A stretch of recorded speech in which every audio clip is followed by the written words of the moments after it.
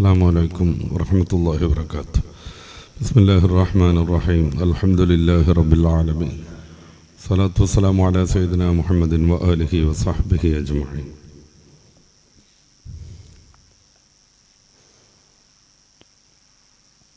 കുടുംബം ഛിദ്രതയെ അഭിമുഖീകരിച്ചുകൊണ്ടിരിക്കുന്ന പ്രത്യേകമായ സാഹചര്യത്തിൽ അസംബന്ധമായി ഏതാനും ചില കാര്യങ്ങൾ ഓർമ്മപ്പെടുത്താനാണ് നമ്മൾ ആഗ്രഹിക്കുന്നത്. അള്ളാഹു ഖൈറായത് പറയാനും അതനുസരിച്ച് ജീവിതം ക്രമീകരിക്കാനും നമുക്കൊക്കെ തൗഫീഖ് നൽകുമാറാവട്ടെ.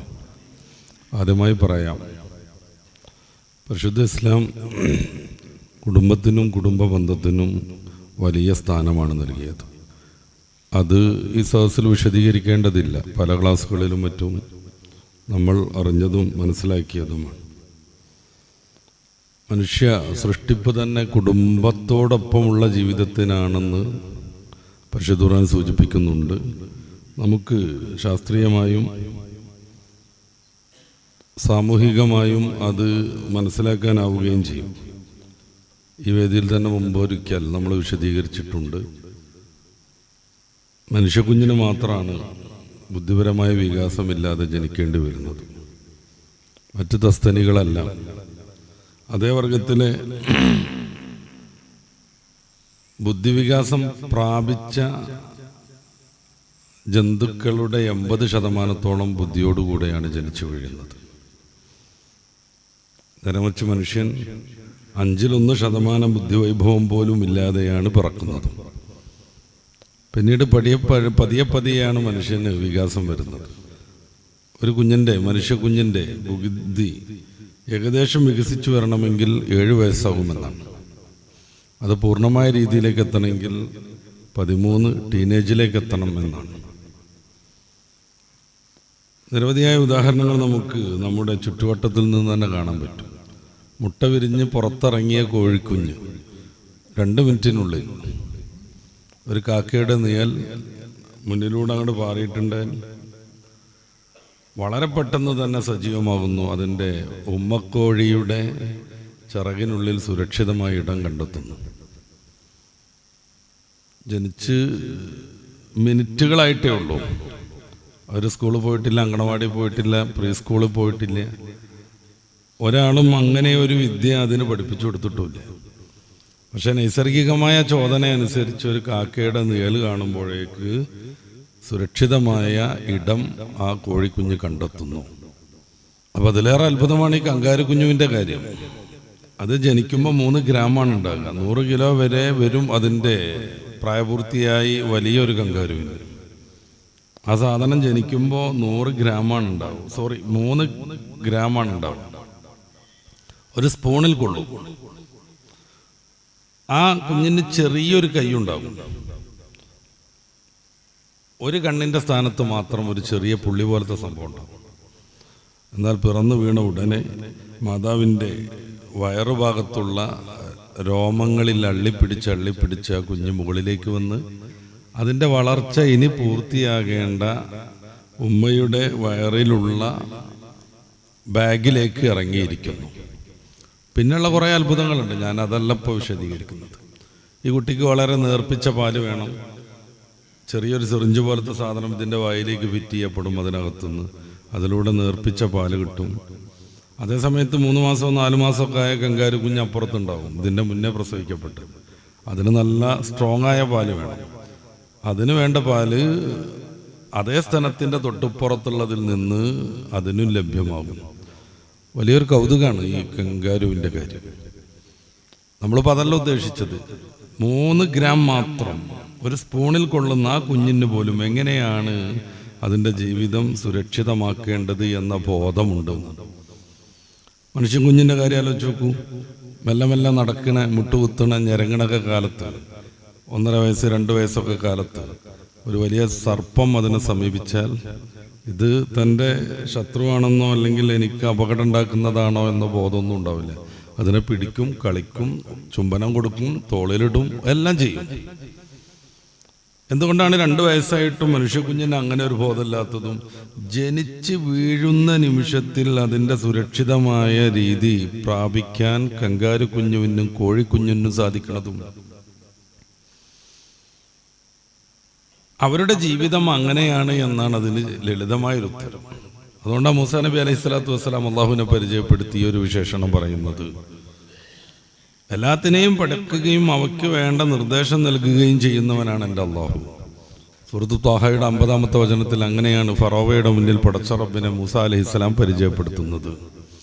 ഈ നൈസർഗിക ചോദനയനുസരിച്ച് ആവശ്യാനുസരണമുള്ള വിദ്യകളും വിജ്ഞാനവും ഒക്കെ ഇങ്ങനെ നേടി അവ സ്വയം പര്യാപ്തരായി വളർന്നു വരും. മനുഷ്യക്കുഞ്ഞ് അങ്ങനെയല്ല. അതുകൊണ്ട് ഓരോ നിമിഷത്തിലും മനുഷ്യക്കുഞ്ഞിനെ സംരക്ഷിക്കാനും വേണ്ടത് പഠിപ്പിച്ചു കൊടുക്കാനും ഇന്നതേ കഴിക്കാവൂ ഇന്നതിന്നത് പാടില്ലെന്ന് പറയാനും ഇന്നയിടത്ത് കയറിയാൽ വീണുപോയാൽ അപകടം പറ്റുമെന്ന് പഠിപ്പിക്കാനും പരിശീലിപ്പിക്കാനും ഈ കുഞ്ഞിനോടൊപ്പം ഒരാൾ വേണം. അതിനേറ്റവും അർഹത അതിനെ പ്രസവിച്ച ഉമ്മയ്ക്കാണ്. കുഞ്ഞിൻ്റെ കാര്യവും ഉമ്മയുടെ കാര്യവും നടന്നു പോകണമെങ്കിൽ അവർക്ക് ആരോഗ്യപരമായ സംരക്ഷണം വേണം, ഔഷധം വേണം, വസ്ത്രം വേണം, ഭക്ഷണം വേണം, താമസ സംവിധാനങ്ങൾ വേണം. കുഞ്ഞിനെയും നോക്കി ഉമ്മയ്ക്ക് നേരാവണ്ണം കുഞ്ഞിനെ പരിശീലിപ്പിച്ച് ഒന്നാമത്തെ അധ്യാപികയായി മുന്നോട്ട് പോകണമെങ്കിൽ ഈ കുഞ്ഞിനും ഉമ്മയ്ക്കും വേണ്ട അടിസ്ഥാന സംവിധാനങ്ങൾ ഉണ്ടാവണം. അതൊരുക്കാൻ ഒരാൾ വേണം. അതിന് ഏറ്റവും അർഹത ഈ ഉമ്മയുടെ ഭർത്താവായ കുഞ്ഞിൻ്റെ പിതാവാകുന്ന വ്യക്തിക്കാകുന്നു. ഇവർ 3 പേരും ചേരുന്നതിൻ്റെ പേരാണ് കുടുംബം എന്ന്. അപ്പം മനുഷ്യൻ എങ്ങനെ ആലോചിച്ചാലും കുടുംബത്തിന് പ്രാധാന്യം നൽകിയേ പറ്റൂ. പ്രകൃതിയുടെ മതമാവുന്ന ഇസ്ലാം അതുകൊണ്ട് തന്നെ കുടുംബ ബന്ധത്തിന് വലിയ പ്രാധാന്യം നൽകി. മഹാന റസൂലുള്ളാഹി സ്വല്ലല്ലാഹു അലൈഹി വസല്ലം തങ്ങൾ പറഞ്ഞത് മൻ അഹബ്ബ അൻ യുബസത്ത ലഹു ഫി റിസ്ഖിഹി എന്ന് തുടങ്ങുന്ന ദീർഘമായ ഹദീസ്. ഒരാളുടെ ജീവിതത്തിൽ ഐശ്വര്യം കിട്ടാൻ, അവന് ഭക്ഷണം കിട്ടാൻ, അവൻ്റെ ആയുസ്സിന് ദൈർഘ്യം കിട്ടാൻ ഫല്യസിൽ റഹ്മഹു, അവൻ്റെ കുടുംബത്തെ ചേർക്കട്ടെ എന്ന്. നിരവധിയായ ഹദീസുകൾ ഇത് നമ്മളോട് സംസാരിക്കുന്നു. ഹജ്ജത്തുൽ വദാഇൻ്റെ അന്ന് പോലും നബി സല്ലല്ലാഹു അലൈഹി വസല്ലം തങ്ങൾ കുടുംബബന്ധം വിച്ഛേദിച്ച ആളുകൾ ഉണ്ട്. ഇതിൽ അവരെ എഴുന്നേറ്റ് പോയി കുടുംബബന്ധം ചേർത്ത് വരട്ടെ, അല്ലെങ്കിൽ പ്രാർത്ഥനയ്ക്ക് ഉത്തരം കിട്ടൂല എന്ന് പറയുന്നുണ്ട്. അങ്ങനെ സാബിവര്യം പോയിട്ട് മൂത്തമ്മാനോടുള്ള പണക്കമൊക്കെ തീർത്ത് വരുന്നുണ്ട്. അതുകൊണ്ട് തന്നെ ധാരാളമായി ഞാൻ അതേക്കുറിച്ച് സംസാരിക്കുന്നില്ല. പരിശുദ്ധ ഇസ്ലാമിൻ്റെ ഒരു വീക്ഷണപ്രകാരം കുടുംബത്തിൻ്റെ അടിസ്ഥാന ലക്ഷ്യം സ്നേഹവും സമാധാനവും ശാന്തിയുമുള്ളൊരു ജീവിതം സാധ്യമാവുക എന്നുള്ളതാണ്. ഒറ്റക്കൊരു മനുഷ്യനതെങ്ങനെയായാലും കരഗതമാക്കാൻ കഴിയില്ല. ഒരാൾ ഒറ്റക്കിങ്ങനെ ജീവിക്കുന്നു, അയാളുടെ ആവശ്യങ്ങൾ ധാരാളം ഉണ്ടാകും. നല്ല ആരോഗ്യമുള്ള സമയത്തെക്കുറിച്ചാണ് ഞാൻ പറയുന്നത്. വലിയ ആവേശം കാട്ടി ഒറ്റയ്ക്ക് ജീവിച്ച് ആരോഗ്യമൊക്കെ നശിച്ച് വൃദ്ധരാകുന്ന സമയത്ത് ഗംഭീരമായി പൊറുതികേട് അനുഭവിക്കുന്നതിനെ കുറിച്ചല്ല. ഒരാശ്വാസത്തിൻ്റെ വർത്തമാനം പറയാൻ പോലും ആരുമില്ലാത്ത ആ ഒരു ശൂന്യതയെക്കുറിച്ചൊന്ന് ആലോചിച്ച് നോക്കൂ. ചുമച്ച് നട്ടപ്പാതിരൊക്കെ ഉണരുമ്പോൾ ചൂടുവെള്ളം വേണമെന്ന് ചോദിച്ച് അടുത്ത് വരാൻ ഒരു മോനോ മോളോ മരുവോളോ ഭാര്യയൊക്കെ ഉണ്ടെങ്കിൽ, അല്ലെങ്കിൽ ഭർത്താവുണ്ടെങ്കിൽ, ആ സമയത്ത് ലഭ്യമാകുന്ന ആ ശാന്തതയെയും ആത്മവിശ്വാസത്തെയും കുറിച്ച് നമ്മളൊന്ന് ആലോചിച്ച് നോക്കൂ. ഇത് ഒറ്റക്ക് ചുമച്ചുകൊണ്ടിരിക്കും, ചിലപ്പോൾ എഴുന്നേറ്റ് പോകാൻ കഴിയാണ്ട് വരും, ആരോഗ്യപരമായ പ്രശ്നങ്ങൾ ഉണ്ടാകും, യഥാസമയം ഔഷധം വേണ്ടി വരും, അത് ഓർമ്മപ്പെടുത്താൻ ആൾ കൂടെ വേണ്ടി വരും. ക്ഷീണം ഉണ്ടാകുന്ന സമയത്ത് അങ്ങനെ ഉറങ്ങിക്കൊണ്ടിരുന്നാൽ ഔഷധം യഥാസമയത്ത് ഉപയോഗിക്കാൻ ഓർമ്മപ്പെടുത്താൻ ഒരാളില്ലാതെ പോയാൽ ചിലപ്പോൾ ആ രോഗം തന്നെ മാരകമായിട്ട് മാറും. അപ്പം കുടുംബം എന്ന് പറയുന്നത് മനുഷ്യൻ്റെ ശാന്തതയ്ക്കും ആശ്വാസത്തിനും സമാധാനത്തിനും സ്നേഹത്തിനും സ്നേഹം നുകരാനും പകരാനും ഒക്കെ ആവശ്യമുള്ള പ്രധാനപ്പെട്ട ഘടകമായിട്ടാണ് പരിശുദ്ധ ഇസ്ലാം കാണുന്നത്. അതുകൊണ്ട് തന്നെ കുടുംബത്തെക്കുറിച്ച് മതം ധാരാളമായി പറയുന്നു. കുടുംബത്തിൻ്റെ പ്രധാനപ്പെട്ട ഒരു ലക്ഷ്യം മതം മുന്നിൽ വെക്കുന്നത് ഈ സന്താന പരിപാലനം തന്നെയാണ്. സന്താന പരിപാലനം കൃത്യമായ കുടുംബത്തിലല്ലെങ്കിൽ, അത് ധാർമ്മികമല്ലെങ്കിൽ, മതപരമല്ലെങ്കിൽ, അപ്രകാരം തന്നെ നല്ല ആശ്വാസത്തിലും സമാധാനത്തിലും ജീവിക്കുന്ന കുടുംബത്തിലല്ലാതെ മക്കൾ വളർന്നു വരികയാണെങ്കിൽ, ഈ ആഴ്ചയിലൊക്കെ നമ്മൾ വല്ലാതെ സങ്കടത്തോടു കൂടെ കണ്ട ചില വീഡിയോസൊക്കെ നമ്മൾ പിന്നെയും പിന്നെയും ഓർക്കേണ്ടി വരും. തങ്ങളെക്കാൾ പ്രായം കുറഞ്ഞൊരു കുഞ്ഞിന് 5ഉം 6ഉം ചെറുപ്പക്കാരാകുന്ന കുട്ടികൾ ചേർന്ന് 18-17 വയസ്സുള്ളവർ ചേർന്ന് മണിക്കൂറുകൾ നീണ്ട രീതിയിൽ ഇടിച്ച് ചവിട്ടി ഇങ്ങനെ പരുവത്തിലാക്കുന്നത്, പഞ്ചറാക്കി വിടുന്നത് നമ്മൾ കാണുകയാണ്. നമുക്കത് തുടർന്ന് കാണാൻ കഴിയില്ല. 18 വയസ്സാവോളം അങ്ങനെയൊക്കെ ചെയ്താൽ കുഴപ്പമില്ല എന്ന് തന്നെ പറഞ്ഞിട്ടായിരുന്നു പണ്ടൊരു കുട്ടിയെ ഇടിച്ചു കൊന്നത്. അവർ ഫോൺ സംഭാഷണത്തിൽ അങ്ങനെ പറഞ്ഞത്. 18 വയസ്സായിട്ടില്ല, അതുകൊണ്ട് എന്ത് ചെയ്താലും ഒരു കേസും ഉണ്ടാവില്ല എന്നായിരുന്നു അവരങ്ങോട്ടും ഇങ്ങോട്ടും ഈ ഗ്രൂപ്പ്, ഇവനെ ശരിയാക്കാൻ വേണ്ടി നിർമ്മിച്ച ഗ്രൂപ്പിൽ അവർ സംസാരിച്ചത്. അപ്പോൾ 18 വയസ്സായിട്ടില്ലല്ലോ, എന്തും ചെയ്യാനോ എന്നുള്ള ബോധത്തിലേക്ക് മക്കളും വളരുന്നു. എന്നിട്ട് ഈ ഒരൊറ്റ സീസണിൽ 3 കുട്ടികളെ അടിച്ച് നിരത്തുന്നത്, ഒരു മനുഷ്യജീവിയോട് എങ്ങനെ ഇത് ചെയ്യാൻ പറ്റുക എന്നുള്ളത് നമുക്ക് ആലോചിക്കാൻ പറ്റും. ഇത് സംഭവിക്കണം എന്തുകൊണ്ടാണ്? വേണ്ട വിധത്തിലുള്ള പരിശീലനം കുടുംബത്തിൽ നിന്ന് ലഭിക്കാത്തത് കൊണ്ട്. കുട്ടി ക്രിമിനലുകളെ കുറിച്ച് നമ്മൾ മുഴുവനായിട്ട് പരിശോധിച്ചു നോക്കുക. കേരളത്തിലുള്ള അവരെ പാർപ്പിക്കുന്ന പ്രത്യേകമായ ചില ഇടങ്ങളുണ്ട്, ദുർഗുണ പരിഹാര പാഠശാല എന്നൊക്കെ പറയണേ. അവിടെയൊക്കെ പോയിട്ട് നമ്മളൊന്ന് പരിശോധിക്കുക, അല്ലെങ്കിൽ ഇത് സംബന്ധമായിട്ടുള്ള റിപ്പോർട്ടുകളൊന്ന് പരിശോധിക്കുക. സ്നേഹവും സന്തോഷവും നിലനിൽക്കാത്ത വലിയ ആളുകൾ, അതായത് മാതാവും പിതാവും അടക്കം അങ്ങോട്ടും ഇങ്ങോട്ടും സംഘർഷം നടത്തിക്കൊണ്ടിരിക്കുന്ന കുടുംബത്തിലെ മക്കളായിരിക്കും കുട്ടി ക്രിമിനലുകളിൽ മുഴുവനും. അപ്പൊ മക്കളെ വളർത്തുക എന്നത് കുടുംബത്തിന്റെ പ്രധാനപ്പെട്ട ലക്ഷ്യമായി മതം കാണുന്നു. മനുഷ്യർ അവരുടേതായ പ്രയാസങ്ങൾ അനുഭവിക്കുന്ന ഘട്ടങ്ങളുണ്ടാകും, അപ്പോൾ ആശ്വസിപ്പിക്കാനുള്ള ഇടമായി കാണുന്നു. അങ്ങോട്ടും ഇങ്ങോട്ടും പരിചരിക്കേണ്ടതുണ്ടാകും, അതിനുള്ള ഔദ്യോഗിക സംവിധാനമായി കാണുന്നു. ആയയെ വിളിച്ചാൽ പറ്റും, ശമ്പളത്തിന് വേണ്ടി മാത്രമുള്ള ഒരു സേവനം ഉണ്ടാകും. ആത്മാർത്ഥതയിലേക്ക് അത് ഇറങ്ങണമെങ്കിൽ അത് സ്വന്തം രക്തബന്ധത്തിൽപ്പെട്ട ആരെങ്കിലുമൊക്കെ ആവണം. എന്തായാലും പുതിയ കാല പ്രവണതകളുടെ ഒരു ഫലമായി കുടുംബബന്ധത്തിൻ്റെ പ്രസക്തി തന്നെ പലരും ചോദ്യം ചെയ്തുകൊണ്ടിരിക്കുകയാണ്. ഇതിനാ കുടുംബം എന്നാണ്. പൊതുവെ സ്ത്രീപക്ഷത്തിൽ നിന്നാണ് അങ്ങനത്തെ ചില ഈ വിമർശനങ്ങൾ ഉണ്ടാവുക. ധാരാളമായി പറയേണ്ടതാണ്. ഫെമിനിസം എന്ന് പറയുന്ന സ്ത്രീ വിമോചനത്തിന് വേണ്ടി പ്രത്യക്ഷപ്പെട്ട പ്രസ്ഥാനം, സ്ത്രീ വിമോചനം എന്നതിനപ്പുറം അവർ പുരുഷനെ ശത്രുവായി കാണാനാണ് കുടുംബിനികളെയും സ്ത്രീകളെയും പെൺകുട്ടികളെയും പഠിപ്പിച്ചത്. പുരുഷനാണ് പ്രധാനപ്പെട്ട ശത്രു എന്ന്. ഈ ഒരു ശാസ്ത്രമം വളർന്നു വരണമെന്നവർ മോഹിച്ചു. അതിനു വേണ്ടി നിരന്തരമായി തിയറികൾ നിർമ്മിച്ചു. അപ്പോൾ കുടുംബം ഉള്ളത് കൊണ്ടാണ് പുരുഷൻ സ്ത്രീയെ നിയന്ത്രിക്കുന്നത്, അതുകൊണ്ട് കുടുംബം ഇല്ലാതെയാവണം. കുടുംബം ഇല്ലാതെയാവാൻ അടിസ്ഥാനപരമായി കല്യാണം എന്ന സംവിധാനം ഇല്ലാതെയാവണം. അതുകൊണ്ട് വിവാഹത്തിനെതിരെ അവർ പേർത്തും സംസാരിച്ചു കൊണ്ടേയിരുന്നു. അതിൻ്റെ ഫലം ഇവരുടെ ഈ ആദർശത്തെ സന്തോഷപൂർവ്വം സ്നേഹിച്ച നാടുകളിലൊക്കെ വളരെ മാരകമായ രീതിയിൽ പ്രത്യക്ഷപ്പെട്ടു. ഇപ്പോഴും അത് തുടർന്നുകൊണ്ടിരിക്കുന്നു. കുടുംബബന്ധത്തിന് പ്രസക്തിയില്ലാത്തത് കൊണ്ട് സംഭവിച്ച വലിയ മഹത്വം എന്താണ്? നമ്മൾ നിഷ്പക്ഷമായി ചിന്തിക്കണം. ജാരസന്താനങ്ങളുടെ വർധനമാണൊന്ന്, മാനസിക രോഗികളുടെ വർധനമാണൊന്ന്. കാരണം ഈ പറഞ്ഞതുപോലെയുള്ള ആവശ്യങ്ങളും ആശ്വാസം നേടേണ്ട സമയം വരുമ്പോൾ മനുഷ്യൻ നെകളിപ്പൊക്കെ മാറിയിട്ട് സാധാ മനുഷ്യനായി തീരും. അതുകൊണ്ടാണ് ചില തീവ്രമായി ജീവിതത്തെ കണ്ടിരുന്ന, കേരളത്തെ ഇങ്ങനെ കോരിത്തരിപ്പിച്ച് പ്രഭാഷണമൊക്കെ നടത്തിയിരുന്ന ചില സാറന്മാരൊക്കെ ആദ്യം കുടുംബത്തിന് തീരെ പ്രസക്തി നൽകാതിരുന്നു, വേണ്ടാന്ന് വാശി പിടിച്ചു. പക്ഷെ പതിയെ ഇങ്ങനെ ആരോഗ്യം ക്ഷയിച്ച് ശയ്യാവലംബിയാകുമ്പോൾ പഴയകാല കാമുകിനോർത്തു വരും. അവരൊന്ന് കാണാൻ പറ്റുമോ എന്ന് പത്രക്കാരോട് ചോദിക്കും. നൊസ്റ്റാൾജി അടിക്കുന്നു. ആ ഊക്കും മുമ്പൊക്കെ തീരും, മസിലിൻ്റെ കട്ട പോകും, മനസ്സിനും ശരീരത്തിനും തളർച്ച സംഭവിച്ചുകൊണ്ടിരിക്കും. അപ്പോഴാണ് താങ്ങാൻ ഒരാൾ വേണമെന്ന ബോധം ഉണ്ടാവുക. യൂറോപ്പിൽ മാനസികമായി വിവിധങ്ങളായ പ്രയാസങ്ങൾ അനുഭവിക്കുന്നവർ കൂടിക്കൊണ്ടിരിക്കുന്നു.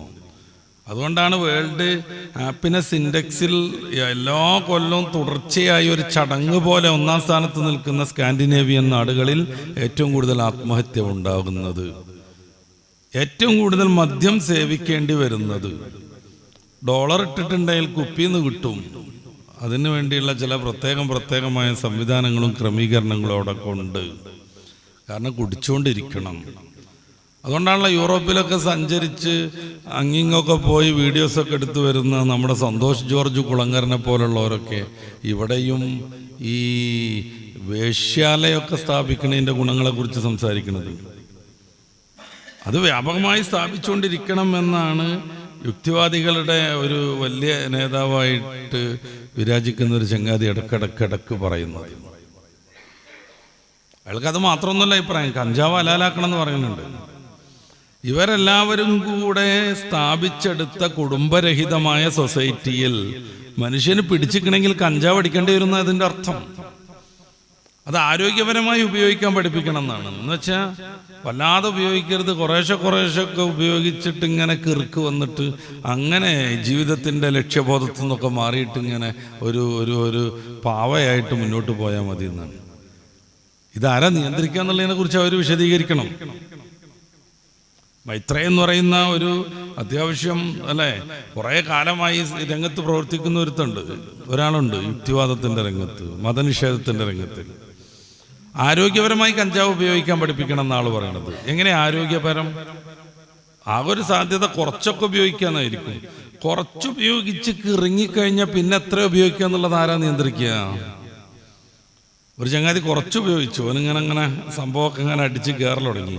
പിന്നെ അവൻ്റെ ഈ ആവശ്യങ്ങളെ അല്ലെങ്കിൽ എത്ര ഉപയോഗിക്കണം എന്നുള്ളത് പിന്നെ ആരാ കൺട്രോൾ ചെയ്യുക? വേശ്യാലയങ്ങൾ വേണം, അവർ പറഞ്ഞുകൊണ്ടിരിക്കുക. ഇങ്ങനെ വേണ്ടി വരും. കുടുംബമെന്ന് പറയുന്ന മനുഷ്യന് ശാന്തിയും സമാധാനവും ആശ്വാസവും സ്നേഹവും നൽകാനുള്ള ഇടം നമ്മൾ തകർത്ത് മാറ്റി വെക്കുമ്പോൾ ഇത് വേണ്ടി വരും. ആശ്വാസം വേണ്ട മനുഷ്യന്. അപ്പൊ മനുഷ്യൻ ബോധതലത്തിൽ നിന്ന് മാറിയിട്ട് കഞ്ചാവിന്റെ അബോധതലത്തിൽ അങ്ങനെ ജീവിച്ചു പോകണം. അതുകൊണ്ട് ഇത് ഹലാലാക്കണം, ഇത് നിയമപ്രകാരം അനുവദിക്കണം എന്ന് പറയുന്നതായി മൈത്രേയന്റെ ഒക്കെ ആദർശം. അദ്ദേഹം തന്നെയാണ് സ്വന്തം മകൾക്ക് 18 തികഞ്ഞപ്പോൾ ഇനി നീ വേണ്ടത് പ്രകാരം ജീവിച്ചോ എന്ന് പറഞ്ഞ് കത്തെഴുതിയത്. ഈ അച്ഛൻ പിന്തുണക്കുന്നും പറഞ്ഞിട്ട്. ഇவ்விധം ഒരു സാമൂഹിക ക്രമത്തെ സ്വപ്നം കാണുന്നവർക്ക് പിന്നെ കുടുംബ ആവശ്യമല്ലേ? അവർക്ക് മദ്യം മയക്കുമരുന്ന് ഉപയോഗിക്കുന്നതിനൊരു പ്രശ്നവും കാണാനില്ലേ? ആത്മഹത്യകളെ അവർക്ക് അത്ര വലിയൊരു വിഷയമായിട്ട് വിലയിരുത്താനും കഴിയില്ല. മനുഷ്യന് വേണ്ടെങ്കിൽ ആത്മഹത്യ ചെയ്തോട്ടെ എന്ന് അവർ പറയും. അതല്ലാന്നുണ്ടെങ്കിൽ സ്വയം മരിക്കാനുള്ള സംവിധാനങ്ങൾ ഏർപ്പെടുത്തണം എന്നാണ്. എന്ന് വെച്ചാൽ രോഗികളൊക്കെയാണ് എങ്കിൽ അവരെ ദയാവധം നടത്തണം, അതൊക്കെ അനുവദിക്കണം എന്നാണ്. ഇതിൻ്റെ അപ്പുറം കുറച്ചുകൂടെ കാട് കയറിയിട്ട് മതനിഷേധം പുലർത്തിയ ആളുകളെ കൊണ്ട്, പീറ്റർ സിംഗറിനെ പോലെയുള്ളവർ, അയാളുടെ അത് പ്രാക്ടിക്കൽ എത്തിസം എന്ന പുസ്തകത്തിൽ ചർച്ച ചെയ്യുന്ന പ്രധാനപ്പെട്ട 3 പോയിന്റുകളിൽ ഒന്ന് വികലാംഗരായി ജനിക്കുന്ന കുഞ്ഞുങ്ങളെ കൊന്നുകളയണം എന്നുള്ളതാണ്. വികലാംഗരായി ജനിക്കുന്ന കുഞ്ഞുങ്ങളെ കൊന്നുകളയണം. അപ്പൊ ഇവരൊക്കെ മനസ്സിലാക്കുന്ന, പഠിപ്പിക്കാൻ ശ്രമിക്കുന്ന ഒരു സാമൂഹിക ക്രമത്തിന്റെ ഉപോൽപ്പന്നങ്ങളാണ് ഇന്ന് നമ്മൾ കണ്ടുകൊണ്ടിരിക്കുന്ന കുറ്റവാളികൾ. തൻ്റെ സ്വന്തം സുഹൃത്താകുന്ന, തന്നേക്കാൾ പ്രായം കുറഞ്ഞ കുട്ടിയെ 5ഉം 6ഉം ആളുകൾ ചേർന്ന് ക്രൂരമായി തല്ലി പരുവപ്പെടുത്തുന്നത്, ആത്മഹത്യകൾ വർദ്ധിച്ചുകൊണ്ടിരിക്കുന്നത്, മദ്യത്തിൻ്റെയും മയക്കുമരുന്നിൻ്റെയും ഉപയോഗം ക്രമാതീതമായി കൂടിക്കൊണ്ടിരിക്കുന്നത്. ഓരോ വർഷം ഓരോ ആഘോഷം കഴിയുമ്പോഴും കഴിഞ്ഞ വർഷത്തേക്കാൾ കുറഞ്ഞു എന്നല്ല മദ്യത്തിൻ്റെ കണക്ക് വരൽ, റിക്കാർഡ് ഭേദിച്ചു എന്നാണ്. എങ്ങോട്ടായി വർധനവ്? ഈ ഗ്രാഫ് എത്ര കുത്തനെ മുന്നോട്ട് പോണേ?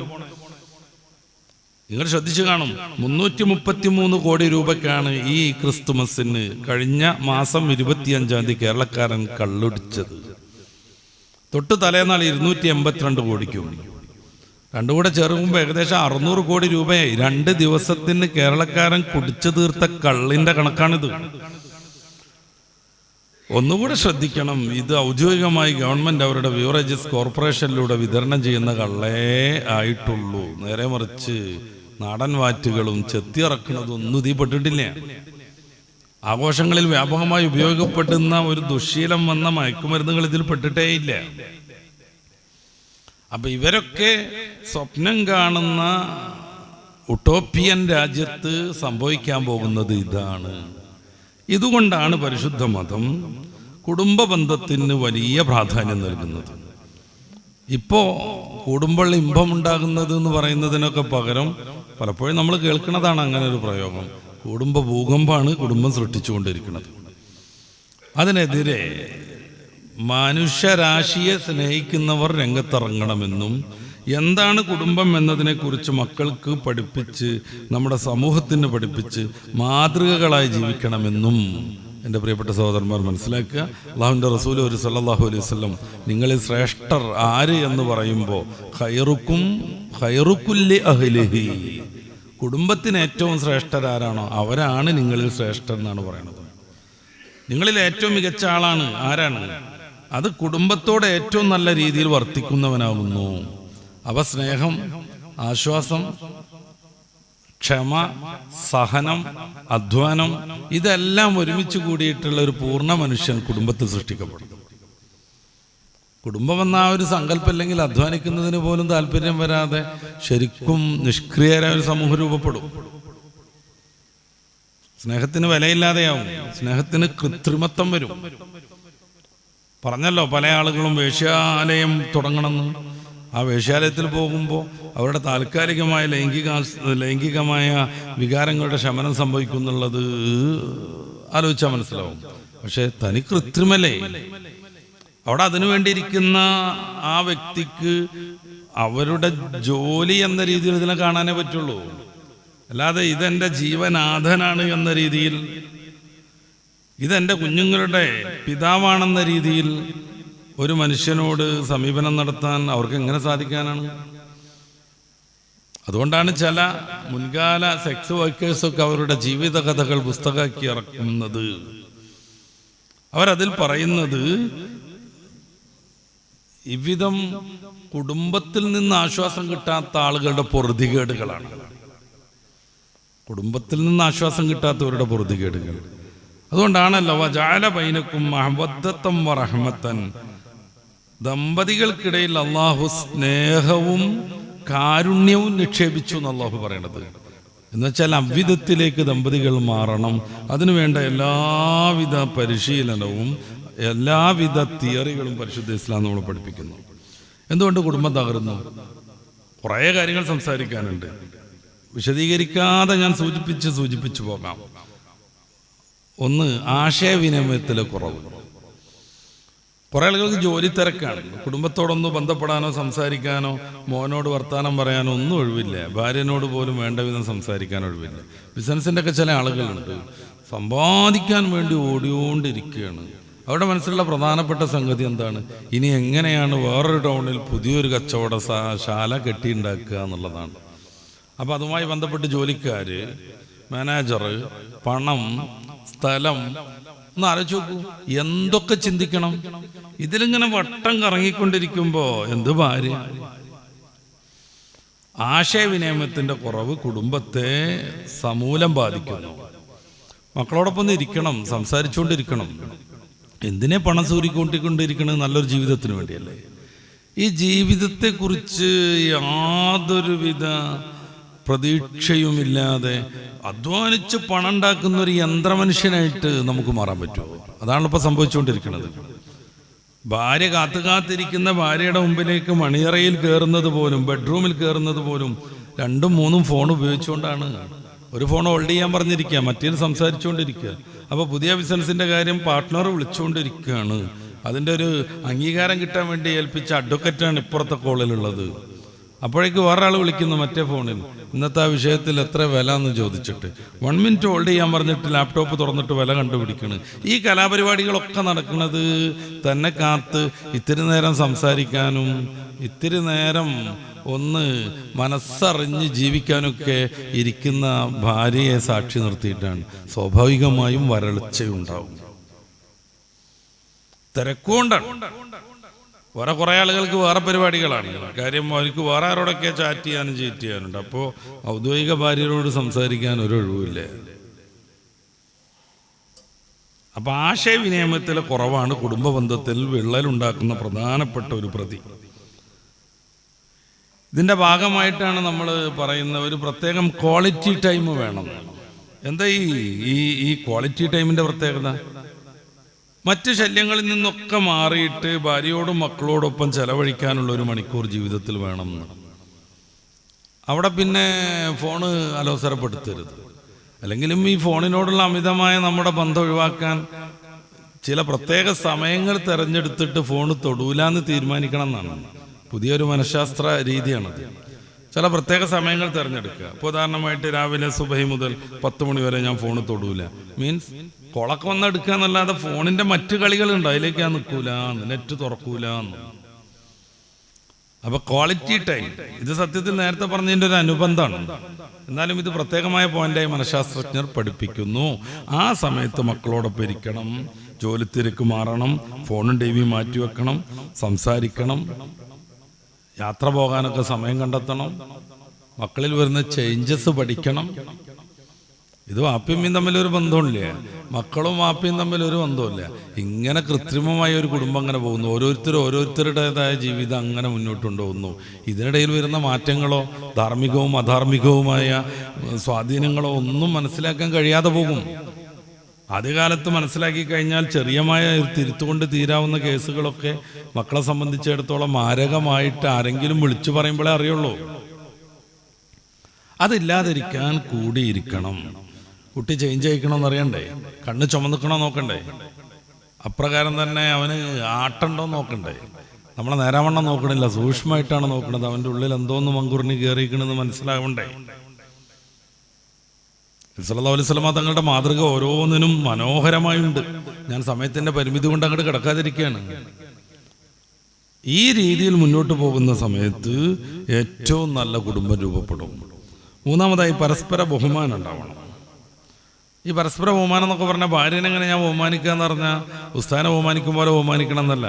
അവരുടെ ജീവിതം, അവരുടെ പ്രവർത്തികൾ, അതിനൊക്കെ അർഹമായ പരിഗണന നമ്മൾ നൽകണം എന്നുള്ളതാണ്.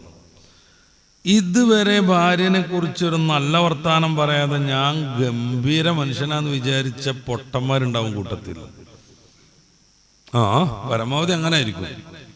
ഞാൻ നല്ല ഉഷാറിൽ കറി വെച്ചാണ്, ഉഷാറില്ല എന്നൊക്കെ ചോദിക്കും, അങ്ങനെ ആയിരിക്കും. എൻ്റെ അപ്പുറത്തേക്കാണ് പോവില്ല.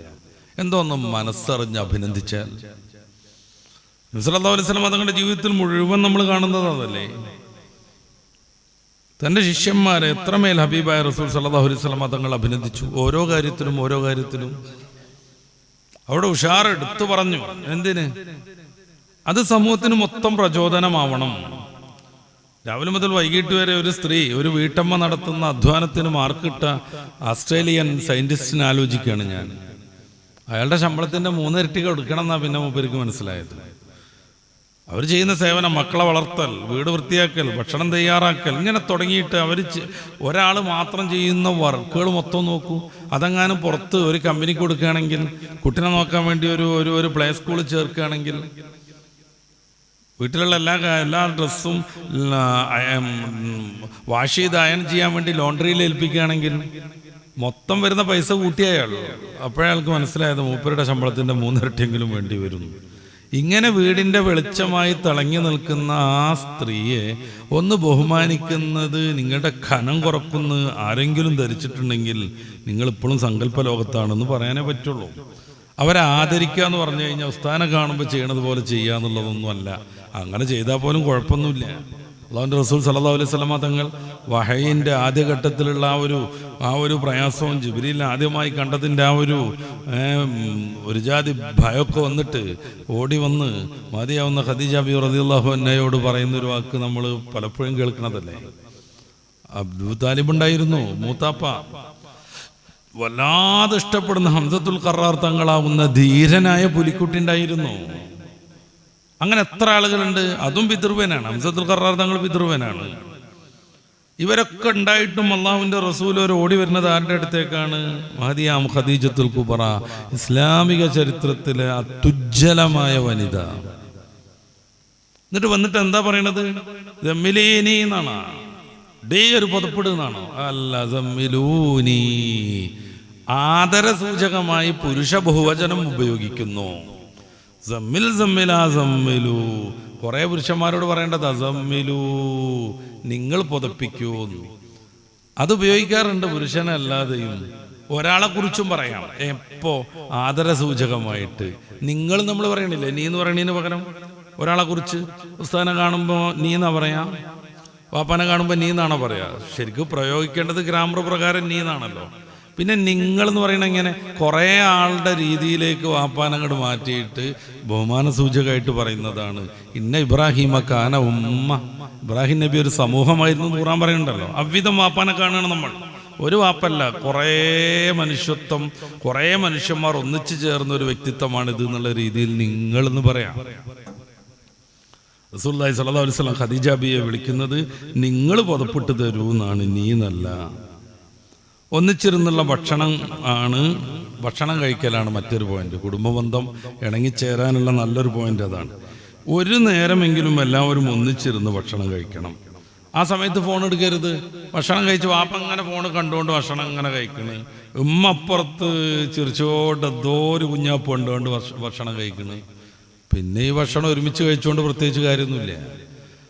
ഏതെങ്കിലും ഒരു സമയത്ത് മൊബൈൽ മാറ്റി വെക്കുമെന്ന് വിചാരിച്ചു നോക്കും, ഒരാഴ്ച കൊണ്ട് നിങ്ങളുടെ ജീവിതത്തിൽ മാറ്റം കാണും. ഇത് എൻ്റെ അഭിപ്രായമൊന്നുമല്ല, ഔദ്യോഗികമായ മനഃശാസ്ത്രജ്ഞർ പറയണതാണ്. ഒരാഴ്ച കൊണ്ട്. ഇപ്പോൾ ഭക്ഷണം കഴിക്കുമ്പോൾ ഫോൺ ഉപയോഗിച്ചുകൊണ്ടിരിക്കുന്ന ഒരാളാണെങ്കിൽ ഇനി ഞാനത് ചെയ്യൂല എന്ന് തീരുമാനിക്കും, ഒരാഴ്ച കൊണ്ട് മാറ്റം കാണും. അപ്പം അങ്ങോട്ടും ഇങ്ങോട്ടും ഇട്ടുകൊടുത്ത് പകർന്ന് കുട്ടിക്കൊക്കെ ഒന്ന് വാരിക്കൊടുത്ത് ഇത് നിനക്ക് എടുത്തോന്നും പറഞ്ഞിട്ട് നല്ലൊരു പീസ് കിട്ടിയപ്പോൾ ഭാര്യയ്ക്ക് കൊടുത്ത്, അല്ലാതെ നിങ്ങൾ തന്നെ തിന്നോളൂ എന്ന് പറഞ്ഞാൽ അവരിങ്ങോട്ട് വിട്ട്, അല്ലല്ല അത് നിനക്കാ നല്ലത് പറഞ്ഞാൽ അങ്ങോട്ട് കൊടുത്ത് അവരെന്താവുന്നറിയ നിങ്ങൾ. റസൂലുള്ളാഹി സ്വല്ലല്ലാഹു അലൈഹി വസല്ലം തങ്ങൾ വെള്ളം കുടിച്ചിരുന്നു. ആയിഷ ബിബി റളിയല്ലാഹു അൻഹ കുടിച്ച ഗ്ലാസിന്റെ ആ ചുണ്ട് വെച്ച ഭാഗത്ത് ഷറഫാക്കപ്പെട്ട ചുണ്ട് വെച്ചിട്ട് എന്തൊരു റൊമാൻറ്റിക് ആ ജീവിതം.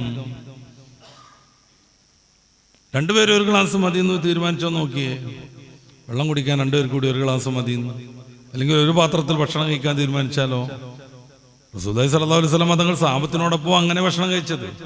നമ്മുടെ കോഴിക്കോട് കോംപ്ലക്സിൽ നോമ്പ് തുറക്ക് കൂടിയവർക്ക് അറിയാം, 4 പേർ ചേർന്ന് ഒരു പാത്രത്തിൽ നിന്നാണ് ഭക്ഷണം കഴിക്കുന്നത്. ഇസ്ലാമിൻ്റെ ആ സൗഹൃദവും ഇസ്ലാമിൻ്റെ ആ സാഹോദര്യവും പ്രയോഗരംഗത്ത് വരണം നിർത്തിയിട്ടാണ് നമ്മുടെ നേതാക്കൾ അവിടെ അவ்விധത്തിലേക്ക് നോമ്പ് തുറ മാറ്റണത്.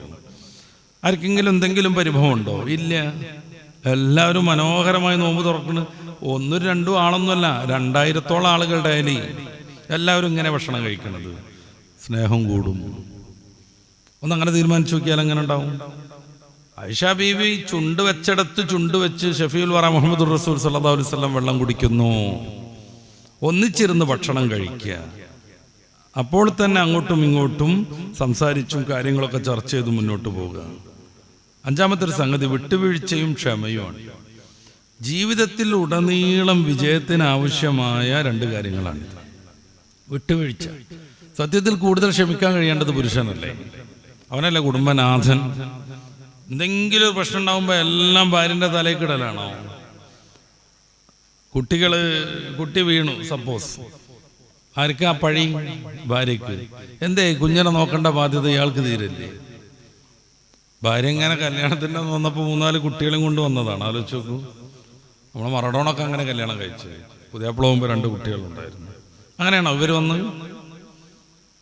ഇവരങ്ങനെയാണോ വന്നത്? അല്ലല്ലോ. അപ്പം നമുക്ക് തന്നെ കർത്തൃപരമായ പങ്കുള്ള കുഞ്ഞ് വീഴുമ്പോൾ പഴി കേൾക്കേണ്ടത് മുഴുവൻ ആർക്കല്ല, ഭാര്യക്കല്ല. നേരെ മറിച്ച് കുഞ്ഞ് നല്ല രീതിയിലായി, പരീക്ഷയിൽ കുട്ടിക്ക് ടോപ്പ്+ ഒക്കെ കിട്ടി, നല്ല ഉഷാറായിട്ട് വരുന്ന സമയത്ത് എന്താ ഒന്ന് അഭിനന്ദിച്ചാൽ, നിനക്കല്ല സമ്മാനം തരണം നിന്റെ ഉമ്മക്കാണെന്നൊന്ന് അവർ കേൾക്കുക പറഞ്ഞാൽ എന്താ വരിക? കാരണം രാവിലെ കുലിക്ക് വിളിച്ച് ചായ നിർമ്മിച്ചു കൊടുത്ത് ഇരുത്തി പഠിപ്പിച്ച് പരീക്ഷയ്ക്ക് പോകുമ്പോൾ വരെ ആ സിറ്റൗട്ടൊന്നും ഇങ്ങനെ കുട്ടി ഇറങ്ങുമ്പോൾ വരെ പിന്നെ ആ ഒരു ഉത്തരദാട്ടം ഒന്നും പറഞ്ഞെടുത്ത് അനുഗ്രഹിച്ചു വിട്ടവർ അതിനകത്തുണ്ട്. അപ്പൊ അവരുടെ നന്മകളെ അംഗീകരിക്കുക, പറ്റുമെങ്കിൽ അഭിനന്ദിക്കുക, തീരെ നിരാശപ്പെടുത്തുന്ന വർത്താനം നമ്മിൽ നിന്നുണ്ടാവാതിരിക്കുക. ക്ഷമ ജീവിതത്തിലുടനീളം വേണ്ടേ? ഒരു ബിസിനസ് കെട്ടിപ്പിടിക്കുന്ന ഒരാൾ എന്തെങ്കിലും എടുത്തുചാട്ടത്തിന്റെ ആളാണെന്നുണ്ടെങ്കിൽ എത്ര അവിടേക്ക് എത്താൻ പറ്റും? അദ്ദേഹത്തിന് സഹപ്രവർത്തകരാവുന്ന കുറെ ആളുകളുണ്ട്. അത് കേവലം അടിമകളൊന്നുമല്ല, ഉടമയല്ല ഞാൻ.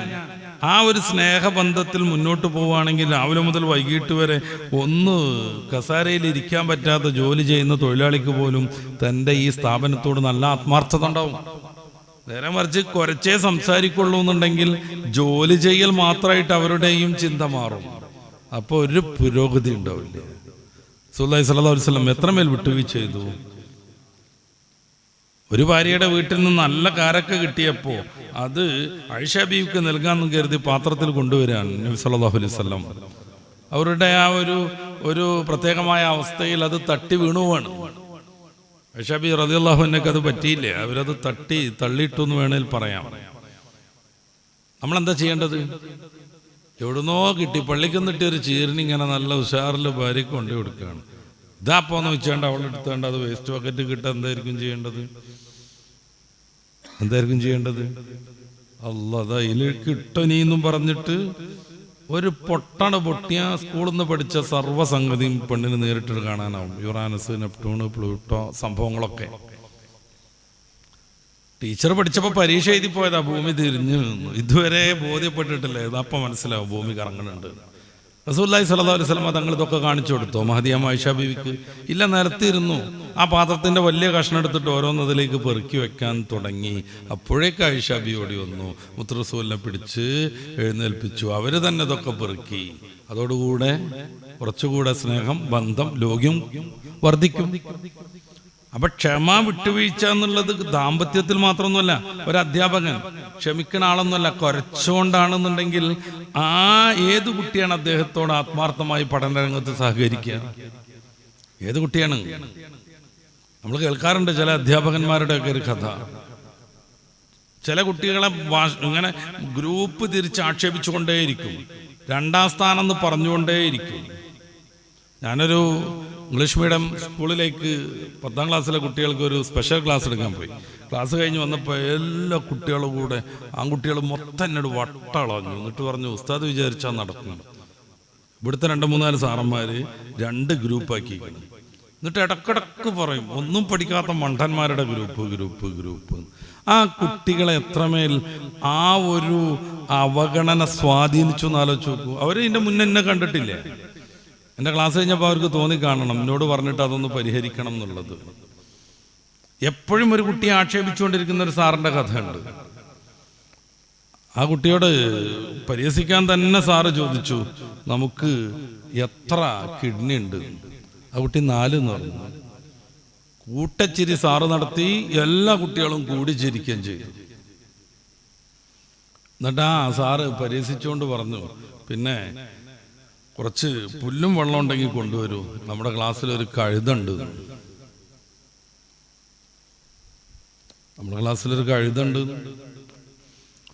അപ്പോ ഒരു കുട്ടി എഴുന്നേറ്റ് പുല്ലും വെള്ളത്തിന് പോണ സമയത്ത് ഈ മാനം കെട്ട് നിൽക്കുന്ന കുട്ടി പറയാണ്, കുറച്ച് കൂടുതലെടുത്തോളൂ, കഴുതൊക്കെ ഇത്തിരി വലിപ്പമുണ്ട്.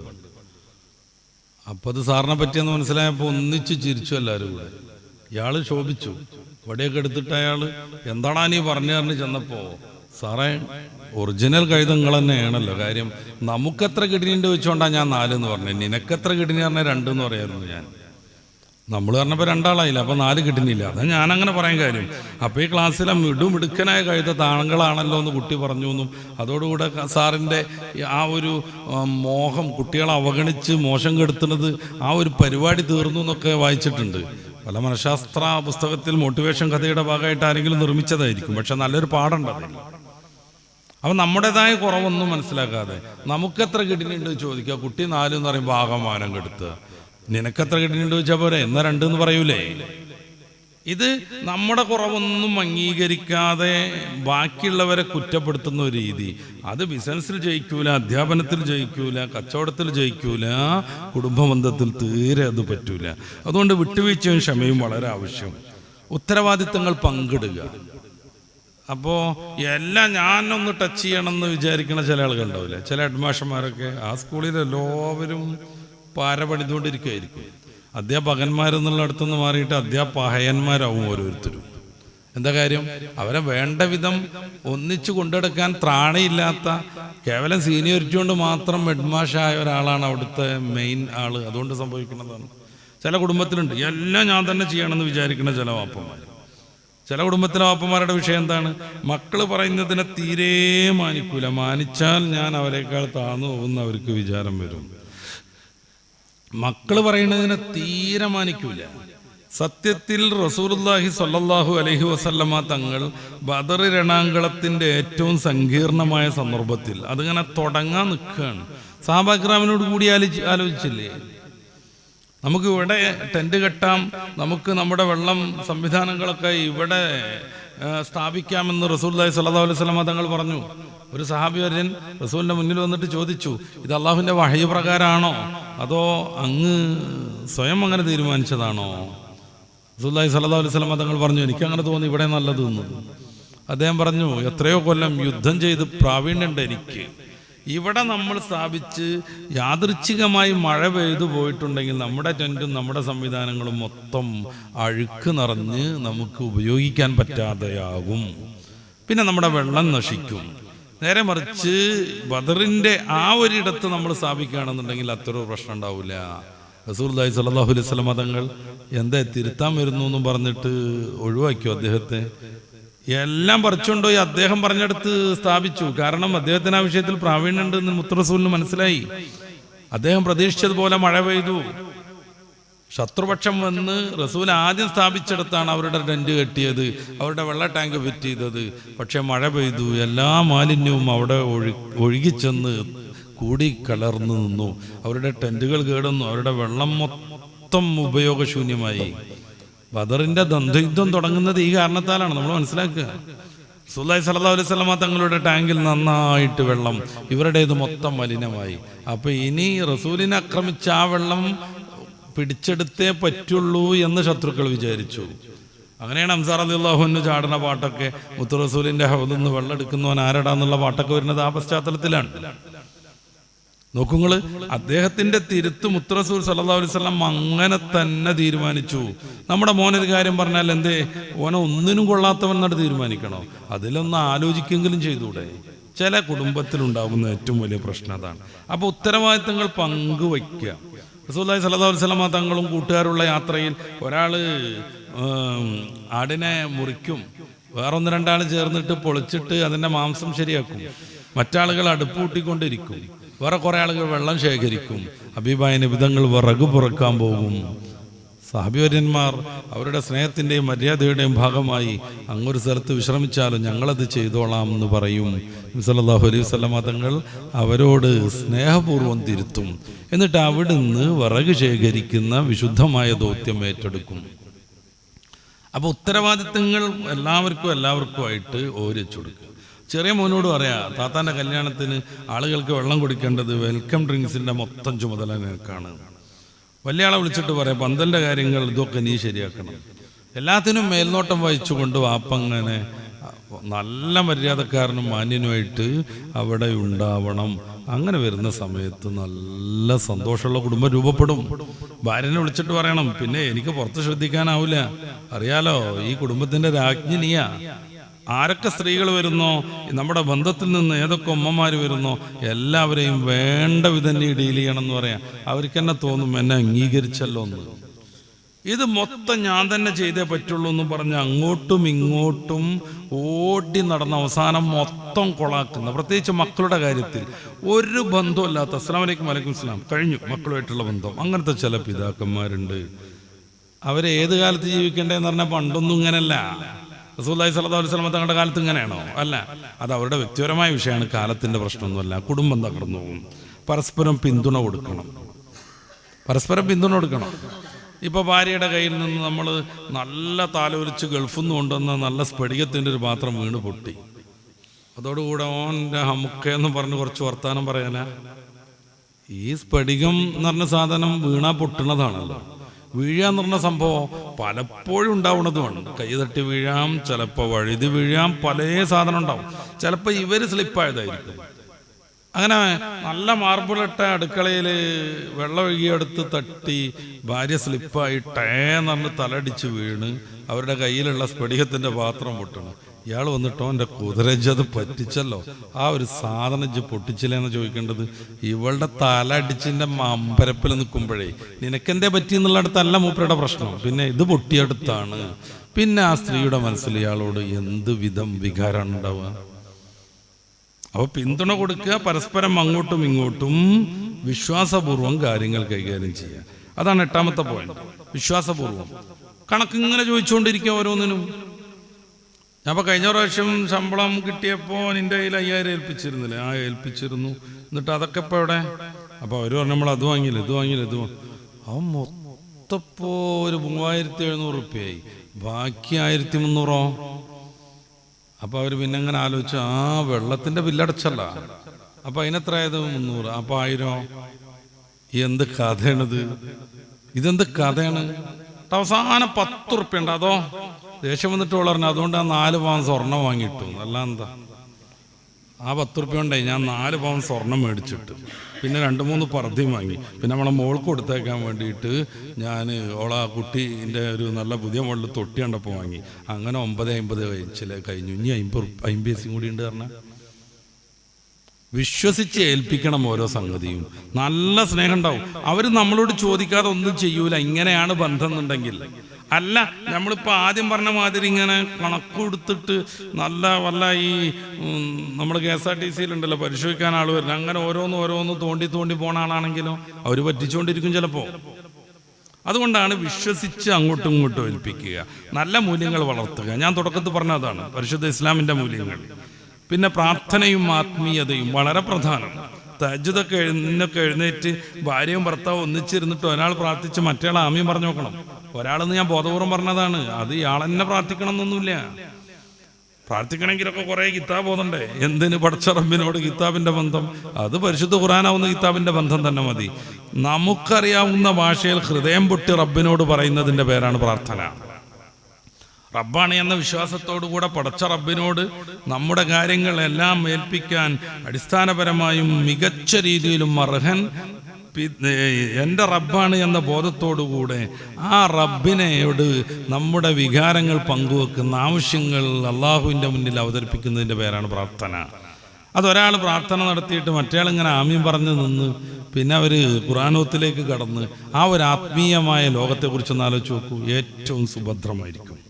ഒരു കാര്യം കൂടി പറഞ്ഞ് നമുക്ക് അവസാനിപ്പിക്കാം. ഈ ആധുനിക കാലത്തും ഉമ്മ കൊഞ്ചിച്ചു വളർത്തിയ ചില പുതിയ അപ്പളന്മാരുണ്ടാവും. ഉമ്മാക്ക് കുറേ കാലം കഴിഞ്ഞുണ്ടായ കുട്ടിയായിരിക്കും ചിലപ്പോൾ, അല്ലെങ്കിൽ ഉമ്മാക്ക് കുട്ടികളോട് അങ്ങനെ ആയിരിക്കും, ഭയങ്കരമായ ബന്ധമായിരിക്കും. അങ്ങനെ ആ കുട്ടി വലുതാകുന്നു, അവൻ കല്യാണമൊക്കെ കഴിക്കുന്നു. അതിനുശേഷം ഉമ്മാക്ക് അവൻ പഴയ കുട്ടിയാന്നുള്ള ആ ഒരു നൊസ്റ്റാൾജിയ മാറുന്നില്ല. എല്ലാം ഉമ്മാനോട് ചെയ്തിരിക്കണം. 2 ആഴ്ച കഴിഞ്ഞിട്ട് വീട്ടിലേക്കൊന്ന് വരികയാണ് ഈ ഭർത്താവാകുന്ന ചങ്ങാതി. ഉമ്മാൻ്റെ ഒപ്പം തന്നെ നിൽക്കണം. ഉമ്മ അപ്പോഴേ അവനോടൊപ്പം യാത്ര തുടങ്ങും. അങ്ങോട്ട് പോകണ്ട ഇങ്ങോട്ട് പോകണ്ട് പോരുമെന്ന് പറഞ്ഞിട്ട്. അപ്രകാരം തന്നെ ജോലി സ്ഥലത്തേക്ക് പോയാൽ കോൾ ചെയ്യേണ്ടത് ഉമ്മനോടാണ്. ഭാര്യനോട് സംസാരിക്കേണ്ടതൊക്കെ ഉമ്മ വഴിയാവണം. അങ്ങനത്തെ ചില മഠയന്മാർ ഈ ലോകത്തുണ്ട്. ഉമ്മാനെ പരമാവധിക്കപ്പുറം ബഹുമാനിക്കുകയും സ്നേഹിക്കുകയും ആദരിക്കുകയും ഉമ്മയ്ക്ക് വേണ്ടി സേവനം ചെയ്യുകയൊക്കെ വേണം. പക്ഷേ അത് നമ്മുടെ ജീവിതത്തിലെ ഏറ്റവും പ്രധാനപ്പെട്ട റോളാകുന്ന ദാമ്പത്യത്തിലും കുടുംബ ബന്ധത്തിലും ഒരു നിലക്കും വിഘ്നം വരാൻ പാടില്ല. ഇതുകൊണ്ടുണ്ടാകുന്ന പ്രശ്നങ്ങൾ എന്താണെന്നറിയാമോ? ഈ പെണ്ണിന് എല്ലാ അർത്ഥത്തിലുമുള്ള മാനസികമായ സമ്മർദ്ദങ്ങളായിരിക്കും. ഇതിന് ഇതൊരു അസുഖമാണ്, ശരിക്കും മാനസിക രോഗമാണ്. അമിത വൈകാരികമായ ആശ്രയത്വം എന്നാണ് ഇതിനെപ്പറ്റി പറയാം. എന്തുമ്മനോട് അദ്ദേഹം വീട്ടിൽ വന്നിട്ട് 2 ദിവസം മാത്രം നിൽക്കുമ്പോൾ അങ്ങാടി പോകുമ്പോൾ ഉമ്മ ഞാൻ പോയി വരാമെന്ന് പറയാം. ഉമ്മാനോട് അങ്ങനെ പറഞ്ഞോളൂ, പക്ഷെ ആദ്യം അവളോട് പറഞ്ഞിട്ട് പോകണം. ആദ്യം അവളോട് പറയാം ഞാൻ അങ്ങാടി പോയി വരാം, എനിക്ക് എന്തെങ്കിലും വേണമെന്നൊക്കെ ചോദിക്കുക. എന്നിട്ട് ഇറങ്ങുന്ന സമയത്ത് ഉമ്മ ഞാൻ പോകാട്ടോ എന്ന് പറയാം. ഉമ്മാനെ മാനിക്കരുത് എന്നാണോ? നന്നായിട്ട് മാനിക്കണം, സ്നേഹിക്കണം, ആദരിക്കണം, ഉമ്മാൻ്റെ വാക്കുകൾ മുഴുവൻ കേൾക്കണം. പക്ഷെ അത് ജീവിതത്തിൻ്റെ ഏറ്റവും പ്രധാനപ്പെട്ട റോളിൽ നമുക്ക് വലിയ തടസ്സങ്ങളാവാൻ പാടില്ല. നമ്മളെ മാത്രം പ്രതീക്ഷിച്ചു വന്നവരാണ് നമ്മുടെ ഭാര്യ എന്ന് പറയുന്ന വ്യക്തിത്വം. അവർക്ക് സ്വയം വ്യക്തിത്വം ഉണ്ട്, അവർക്ക് ജീവിക്കാനുള്ള സാഹചര്യങ്ങൾ ഇതിൻ്റെ മുമ്പുണ്ടായിരുന്നു. അവളെ നന്നായിട്ട് മാനിക്കുന്ന സഹോദരന്മാരുണ്ടായിരുന്നു. അവളോട് ഏത് കാര്യവും ചർച്ച ചെയ്യുന്ന ഉമ്മയും വാപ്പയും ഉണ്ടായിരുന്നു. ആ ഒരു വിശാലമായ കൊട്ടാരത്തിലെ രാജകുമാരിയായി വാഴുമ്പോഴാണ് അവർ ഈ ഒരു ഉമ്മമ്മൊട്ടിമ്മക്ക് കല്യാണം കഴിച്ചു വരുന്നത്. പിന്നെ അവർക്ക് യാതൊരു പരിഗണനയും കിട്ടുന്നില്ല. അതുകൊണ്ടുണ്ടാകുന്ന പ്രധാനപ്പെട്ട ഒരു സംഗതി മാനസികാരോഗ്യ പ്രശ്നങ്ങളാണ്. എന്തുകൊണ്ട്? അവഗണിക്കുന്നു എന്ന ശക്തമായ തോന്നലുണ്ടാകും. ഇത് കാരണം ആത്മവിശ്വാസത്തിൽ നല്ല കുറവുണ്ടാവും. ഇതിൻ്റെ അനുബന്ധമായി ഉത്കണ്ഠയും വിഷാദവും വരും. അന്തമുട്ടിങ്ങനെ ഇരിക്കും. അതോടുകൂടെ രക്തക്കുറവ് സംഭവിക്കും. അതോടുകൂടെ വിവിധങ്ങളായ ആരോഗ്യ പ്രശ്നങ്ങൾ ശാരീരികമായിട്ട് തന്നെ വരും. നാലാമതായി വൈകാരികമായ മരവിപ്പുണ്ടാകും. സെക്സിനെ കുറിച്ചുള്ള മോഹങ്ങളും പ്രതീക്ഷകളും ഒക്കെ തീരും. ചിലപ്പോഴൊക്കെ ഇയാൾക്ക് വേണ്ടിയിട്ട് അതിന് സന്നദ്ധയാകും. പക്ഷെ അവൾ ഏതോ ഒരു ലോകത്തായിരിക്കും. ഇത് നിരന്തരം സംഭവിക്കുമ്പോൾ തീർച്ചയായും ആ പെണ്ണിൽ സമൂലമായ മാറ്റം ഉണ്ടാവും. അവളുടെ സൗന്ദര്യം കുറയും, അവളുടെ ആരോഗ്യം ക്ഷയിക്കും, അവൾ ഒട്ടിപ്പിടിച്ചൊരു പേക്കോലായിട്ട് മാറും. അതുകൊണ്ട് തന്നെ ഹീമോഗ്ലോബിനൊക്കെ പരിശോധിച്ചാൽ 7ഉം 6ഉം ലെവലിലേക്ക് എത്തിയിട്ടുണ്ടാവും. പ്രസവിക്കണം എന്നുണ്ടെങ്കിൽ 13-14 ആവണമെന്ന് ഡോക്ടർ പറയും. എന്ത് കഴിച്ചാലും അതുള്ളിൽ കൊള്ളൂല, കഴിക്കൂല. ഉമ്മക്ക് സാമ്പത്തികമായ ശ്രദ്ധ കുറച്ച് കൂടുതലാണ് സപ്പോസ്. അപ്പം ശമ്പളം കിട്ടിയതൊക്കെ ഉമ്മാൻ്റെ കയ്യിൽ കൊടുക്കണം. ഉമ്മ ചോദിച്ചു വാങ്ങും. അങ്ങനത്തെ ഒരു കുടുംബത്തെക്കുറിച്ച് നേരിട്ട് അറിയാം, അതുകൊണ്ടാണ് ഞാൻ പറയണേ. ഉമ്മ ചോദിച്ചു വാങ്ങും.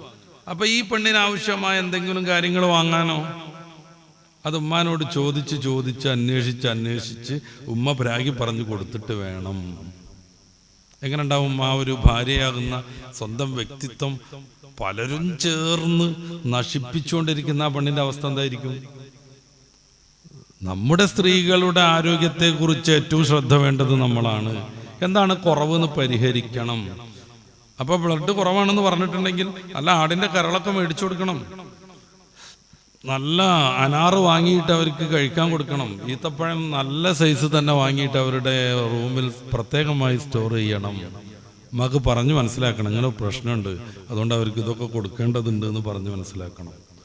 ഉമ്മ അങ്ങനെ ലോകത്തിന് എതിർക്കുന്ന ഒരു ഉമ്മയാണെന്നുണ്ടെങ്കിൽ ഇവരെ നമ്മൾ കെട്ടിക്കൊണ്ടുവന്ന് ഒരു വീട്ടിലിട്ടിട്ട് ഇങ്ങനെ ഒരു വീട്ടു തടങ്കൽ എന്നൊക്കെ പറയുന്ന ആ ഒരു അവസ്ഥയിലേക്ക് മാറ്റാൻ പറ്റും. ആരോഗ്യപരമായ പ്രശ്നങ്ങൾക്ക് നമ്മൾ തന്നെ ഉത്തരം പറയേണ്ടി വരും പടച്ച റബ്ബിൻ്റെ മുമ്പിൽ പ്രത്യേകിച്ചും. ഇനി സാമൂഹികമായി കുറേ പ്രശ്നങ്ങളുണ്ട്. തീരുമാനം എടുക്കാനുള്ള ഒരു സ്വാതന്ത്ര്യം ഈ പെണ്ണിനില്ലല്ലോ. ഫോം വിളിക്കാൻ പോലും ഇല്ലല്ലോ. ഭർത്താവ് ഫോം വിളിക്കണത് ഉമ്മാക്കാണ്. എന്നിട്ട് എന്താ അവളെ വർത്താനം ചോദിക്കലിൽ ഒതുങ്ങുന്നു. അതുകൊണ്ട് തീരുമാനം എടുക്കാനുള്ള സ്വാതന്ത്ര്യം ഇല്ലാതെ വരും. ദാമ്പത്യത്തിൽ അകൽച്ചയുണ്ടാകും, സാമൂഹികമായി ഒറ്റപ്പെടലുണ്ടാകും. ഇത് കുട്ടികളുടെ വളർച്ചയെ ബാധിക്കും. ഗർഭസ്ഥ ശിശുവാണെങ്കിലും പുറത്തു വന്ന ജനിച്ച കുട്ടിയാണെങ്കിലും. കാരണം ആർക്ക് വേണ്ടി അപ്പോൾ ഇവനെ പോറ്റണമെന്നുള്ള ഒരു ശ്രദ്ധയിലാണ്, ചിന്തയിലാണ് ഈ പെൺകുട്ടി കുഞ്ഞിനോടുള്ള സമീപനം പോലും ഉണ്ടാവുക. അല്ലാതെ തനിക്ക് വേണ്ടി കാത്തിരിക്കുന്ന ഒരു ഭർത്താവ് എന്നുള്ള സങ്കല്പം അവർക്കില്ല. തന്നെ മാനിക്കുന്ന ഒരു ഭർത്താവ് എന്നുള്ള ചിന്ത അവൾക്കില്ല. അയാളുടെ ഏതോ ഒരു താല്പര്യത്തിൻ്റെ അധ്വാനം നടന്നപ്പോൾ ഉപോൽപ്പന്നമായി ജനിച്ചൊരു സാധനം എനിക്കൊരു ശല്യം എന്നുള്ള രീതിയിലേ കുഞ്ഞിനെ കാണാൻ ഈ പെണ്ണിന് പറ്റുള്ളൂ.